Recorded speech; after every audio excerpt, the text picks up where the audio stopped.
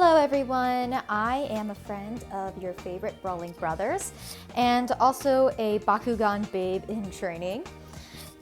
Today I'm just going to introduce you guys to my collection.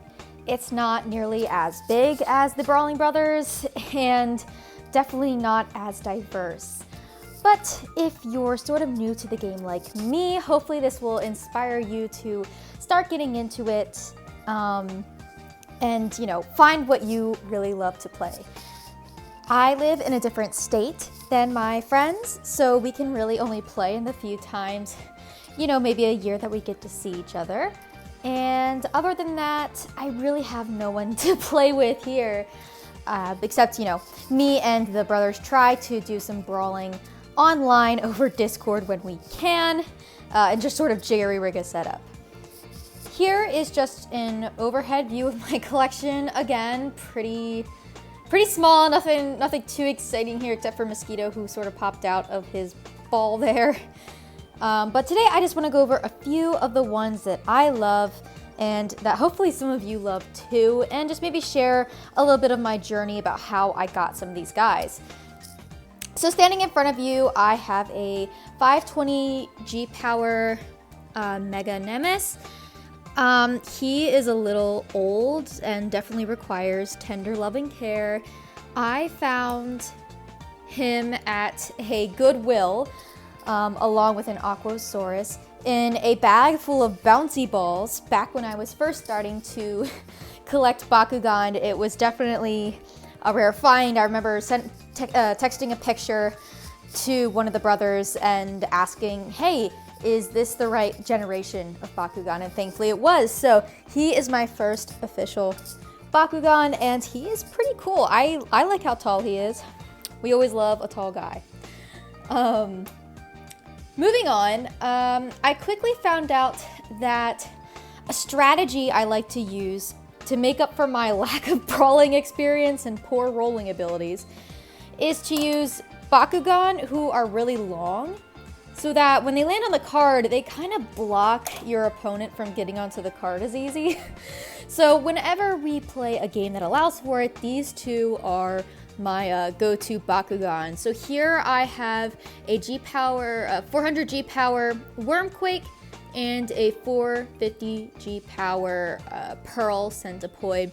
So I also give nicknames to my Bakugan sometimes, so Wormy and Centipoid, and they are essential to my strategy of trying to cheese wins against these guys because they're so much better than me.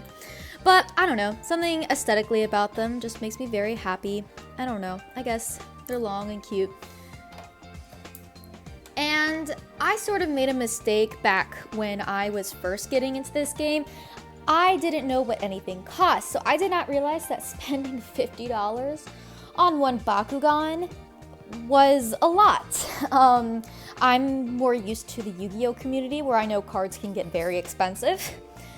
But I ended up dropping money, back when I still lived at home, on this BakuSteel Darkus Viper Helios. He's really cool.